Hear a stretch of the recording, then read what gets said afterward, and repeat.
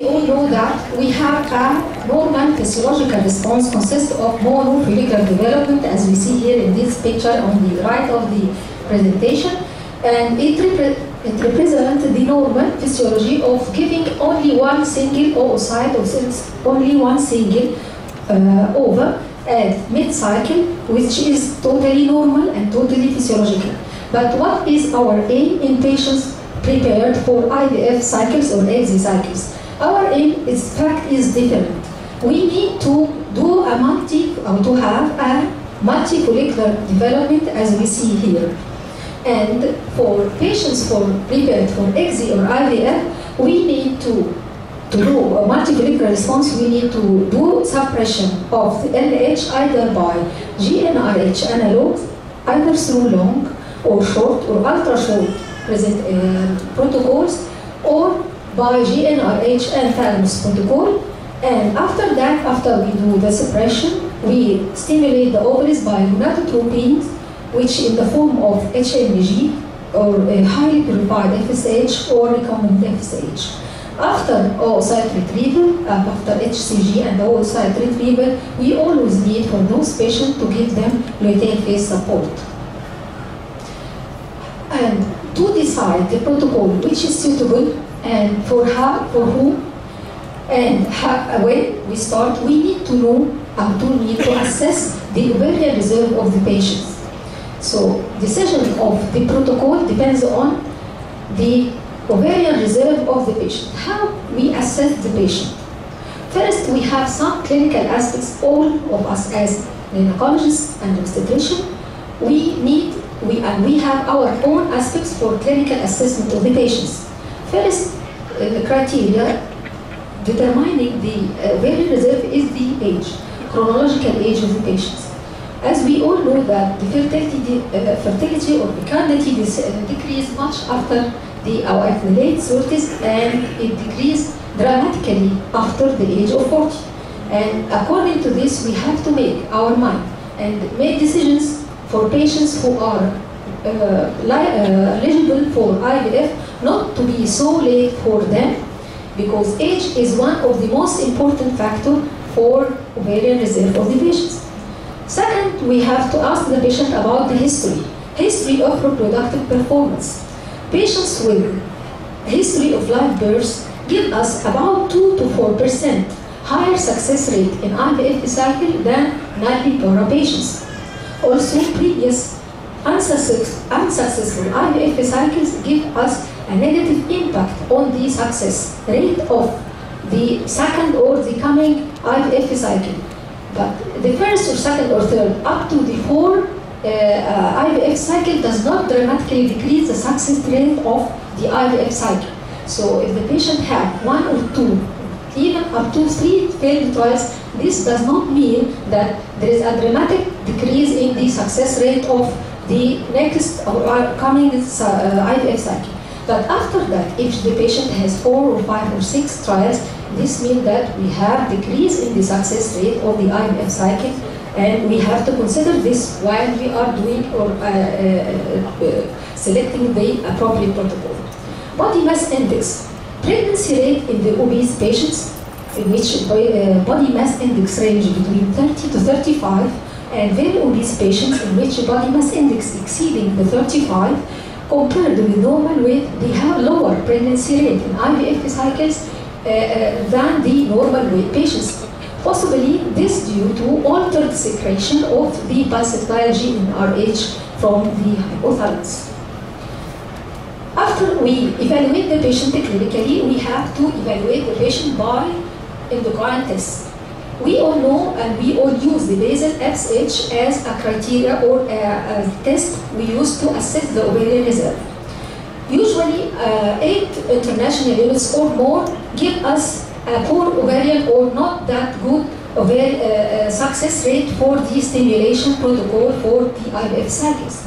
Also, as we mentioned, in cases of polycystic ovarian disease, we estimate the FSH and H ratio for this patient, and also our basal exam in the 3rd day of the cycle to assess if the patient has polycystic ovarian syndrome or not.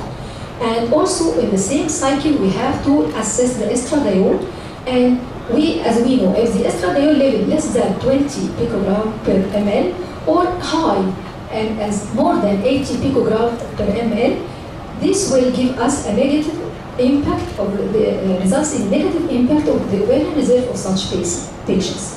More than 80 picogram will give us a negative feedback effect on the pituitary FSH, and accordingly we will be deceived by the high level of estradiol and give us lower than expected FSH. So if you have patients with high estradiol level, basal, non-basal, and we have low FSH done in the same cycle, don't be deceived by this low FSH, because the negative feedback effect of the high estradiol will decrease the level of FSH. Now we use also a parameter, and it's new parameter used now in the market, which is the anti-Mullerian hormone.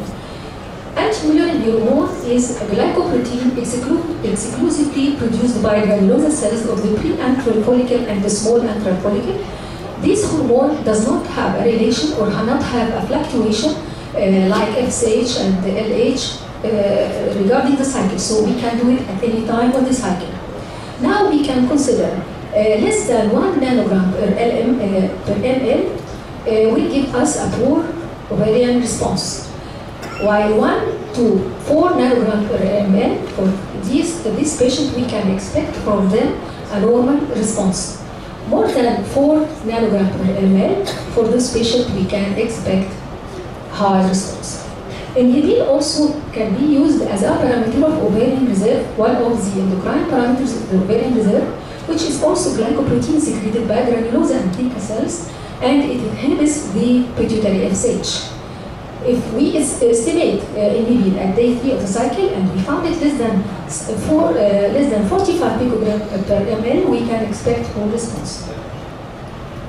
Third criteria we use it to evaluate the ovarian reserve of the patient is the antral follicle count. Transvaginal ultrasound is done early in the follicular phase by taking 2 perpendicular measurements. The number of follicles in both ovaries are added for total AFC, which is antral follicle count. It has the best discrimination or discriminating potential for poor ovarian response compared to the total ovarian volume and basal serum level of SH and E2 and NE. But in fact, it lacks the sensitivity and the specificity to predict the non-occurrence of pregnancy. The second ultrasound parameter we used to evaluate the ovarian reserve of the patient is the volume. The ovarian volume is calculated by measuring the 3 perpendicular diameters in 3 directions. The volume of both ovaries are added to the total basal ovarian volume. It remains unchanged till perimenopausal period and does not add to the predictive value of the AFC. By the clinical aspect and by the endocrine aspect and by the ultrasound parameters of the patient, we can evaluate the ovarian reserve of the patient, and accordingly we can decide which protocol is suitable for the patient and how much HMG or recombinant FSH units she needs. What is the etiology of ovarian reserve? Why we expect etiology of poor ovarian reserve? Poor ovarian reserve is as expectedly natural decline of ovarian reserve due to age. Second, we can find poor ovarian reserve without an obvious cause, idiopathic. While genetic causes can represent part of the poor ovarian reserve, such as Fragile X syndrome, in which approximately 20 to 28 of women with an FMRI pre-mutation experience Fragile X primary ovarian insufficiency, and another 23 experience early menopause, which is menopause before the expected age of 40 years. Autoimmune disorders is one of the causes of the premature ovarian failure, adrenal gland impairment, and lastly iatrogenic, which is our concern today because we found it many times for patients doing excessive ovarian drilling and due to chemotherapy or surgery such as laserization of the surface of the ovary to treat endometriosis. Excessive laparoscopic ovarian drilling has been reported to cause premature ovarian failure because the primordial follicle, in fact, are located in the thin outer 1 millimeter layer of the ovary. Until now, no one really knew how many good eggs exist in the 35 plus women. And although it's still not 100% certain, a recent 2013 study has come out with some answers. The study found that 2 out of 20 eggs retrieved from 40 years old women were chromosomally sound and had the potential of fertilization and implantation successfully. Still, we have only 2 out of 20. Now we are going to talk about the IVF protocols according to the criteria mentioned in the previous slides. Why we have to suppress LH surge in controlled ovarian stimulation in patients with IVF or endometriosis? Because ovulation leading to cycle cancellation, low number of cycle retrieved atresia, reduced fertilization and embryo quality, poor prognosis of the pregnancy, and psychological burden and financial loss. How does GnRH agonist work? GnRH agonist it produces initial phase stimulation, as we all know, as we see here in the picture. It stimulates the receptors found in the cell membrane of the pituitary. This initial flare, as we see here in the curve, followed by down regulation and decrease in the old hormones. So the GnRH agonist works by initial flare stimulation, then followed by down regulation. While antagonist is different. The antagonist does not do initial flare. It blocks immediately the receptors at the level of pituitary, as we see here. And after the administration of the antagonist, we found a marked and reduction of the LH after receiving this drug. Antagonist protocol, in fact, instead of agonist, works by competing with native GnRH molecule at their binding site in the pituitary, while agonist works by the down regulation after initial stimulation and the pituitary ability to produce the LH surge. Here we are talking about cetrotide, which is cetrolex, the scientific term, can also be used as a single shot. Usually we use here in Egypt, we use the 24 hours, which is 0.25 milligram, which is used subcutaneously every 24 hours, but also available the long-acting form, which is 3 milligram, the dose is 3 milligram, rather than a daily injection of the lower 0.25 milligram dose. When a single 3 milligram dose is given, cetrotide is suspected or supposed to give 4 days of suppression and no LH surge for 96 hours for those patients. If the patient needs more days of stimulation, if we found that the patient after 4 days still did not reach the size of mature follicle, we can give her subcutaneous injection for 1 day. For 0.20 milligram cetrotide injection are given until the stimulation is completed and HCG is given. Now we are going to talk about agonist and antagonist. What the advantage and disadvantage? The antagonists give us no flare effect with possible cyst formation, which is the case in case of long protocol. No hormonal withdrawal, can be integrated in a spontaneous induction of ovulation cycle.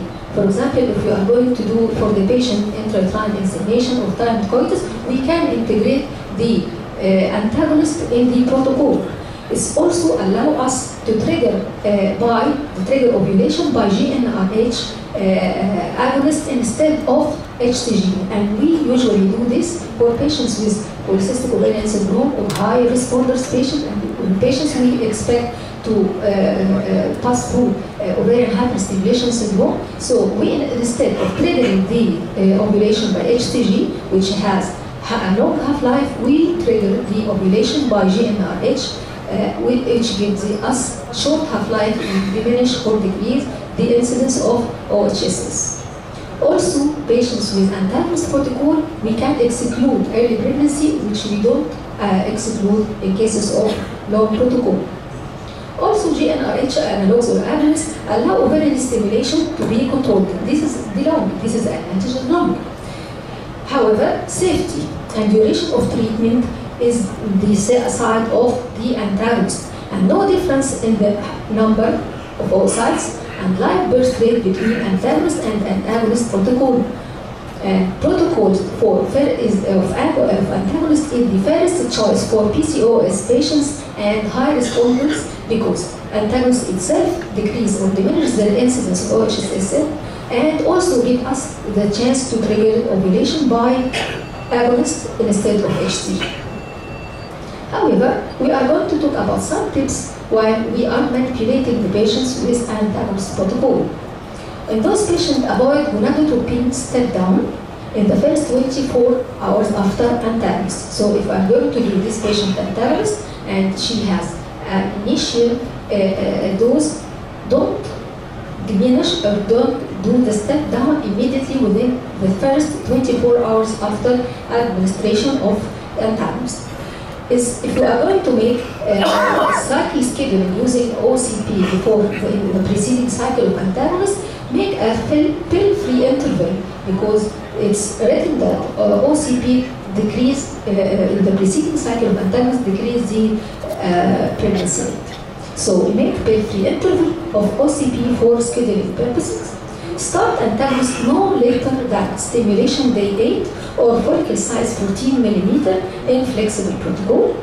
Start antagonist if more than 6 follicles, 11 to 13 millimeter diameter, regardless of the stimulation day. Use last antagonist injection on the day of HCG, which we use it if we have 17 millimeter diameter of the follicle. Now we are going to talk about the long protocol, which is also called downregulation of mid-lutein. The long protocol is the most commonly used IVF protocol. Many IVF specialists and many IVF centers think success rates are higher with this protocol for the most patients, even the poor responders. GnRH starts about 7 days before the next expected period and they called mid-luteal timing. The FSH drug is used starting within the first 2 to 7 days after the period begins. The GnRH dose is often reduced. Some centers reduce the dose of GnRH when the FSH product is started, and most women get a starting dose between 150 to 375 units of FSH products per day. The dose is adjusted as the stimulation progresses. Now we have patients with poor response or expected poor ovarian response. What to do or what protocol is suitable? In fact, no unique protocol is suitable for all patients, but we have some suggestions for protocols for poor responders. Some studies said that long protocol with large doses of gonadotropin is an option. The other studies said that clomiphene HMG antagonist protocol or flare protocol or microflare protocol is suitable for poor responders. Some centers use estrogen primed antagonist protocol and estrogen primed microdose GnRH flare protocol for patients of poor responders. Flare protocol or microflare protocol for poor response cases. In this regular IVF protocol, GnRH and antagonist and oral contraceptive pills are used for at least 2 weeks before ovarian stimulation. In patients with low ovarian reserve, the combination may exert too much suppression of the ovaries. The microdose GnRH regimen uses a very small dose of GnRH just 3 days before the start of stimulation medication to minimize the suppressive effect and to take advantage of the unique property of GnRH analog to release FSH and LH from the pituitary. Thus, during the first few days of GnRH analog, the ovaries are stimulated by the natural pituitary of the patient herself. Another new novel protocol is used, which is estrogen primed antagonist protocol, and this protocol is used for patients with very low ovarian reserve. In this protocol, the pre-treatment cycle is natural cycle. We don't use oral contraceptive pills. About a week after ovulation, a GnRH antagonist is started to prevent the premature recruitment of follicles, which is an effect often seen in premature aging ovaries. In addition, estrogen is used to provide the young follicles an optimal condition to grow in the future. Stimulation medication are stated on the day 3 of the next menses, and the antagonist would be used again later to prevent LH peak. Estrogen prime, the macrodose Prof protocol is another protocol suggested for poor ovarian reserve. The pre-treatment phase is a natural cycle also, in which estrogen is given for 7 days a week after ovulation or mid-lutein.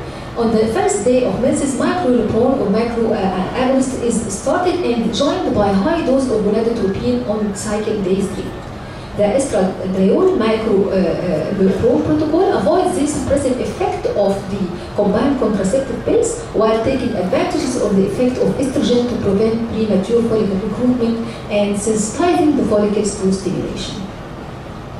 Lastly is the protocol which is called Femara antagonist protocol, and this protocol is used in extremely low egg reserve, in which anti-ovarian hormone is less than 0.3 nanogram per ml.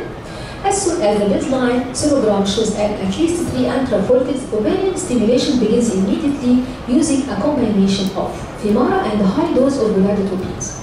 Femara indirectly induces the release of pituitary of FSH and LH by blocking the synthesis of estradiol. The combination of pituitary LH and FSH and those from the GnRH provide very potent ovarian stimulation. After 5 to 6 days of stimulation, an antagonist is added to prevent ovulation until the day of HCG. Recommend FSH better than the HMG in batch-to-batch consistency and is free from the urinary proteins and can be produced in less quantities, while the HMG, in which it's the urinary or menopausal HMG, in which B ampoules contains FSH in 75 international units and LH to 75 international units, plus detectable amounts of HCG. The results of ovulation induction with HMG or FSH only regimen did not differ in the studies conducted in patients with polycystic ovarian syndrome. HMG was clearly superior to purified FSH for the treatment of hypogonadotropic hypogonadism. HMG was superior to FSH in women above 37 years old. Miscarriage rate were not affected by the use of HMG. Thus, low but detectable LH concentration positively influenced the outcome of ovulation induction in patients with ovulatory disorders and women undergoing assisted reproductive technique. And this paper also showed that there is no difference between highly purified FSH and recombinant FSH in down-regulated normal gonadotropic women. This is a meta-analysis. There is no evidence of clinical superiority in the clinical pregnancy rate for recombinant FSH over different urinary derived FSH gonadotropins. Additional factors should be considered when choosing a gonadotropin regimen, including the cost and the patient acceptability, safety, and drug availability.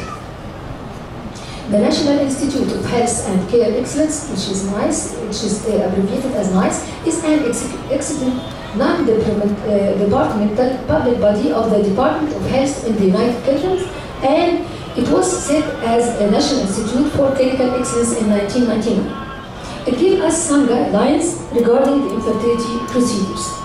They said that pre-treatment on IVF, using pre-treatment as a part of IVF does not affect the chance of having a live birth with either oral contraceptive pills or progesterone. So according to NICE, which is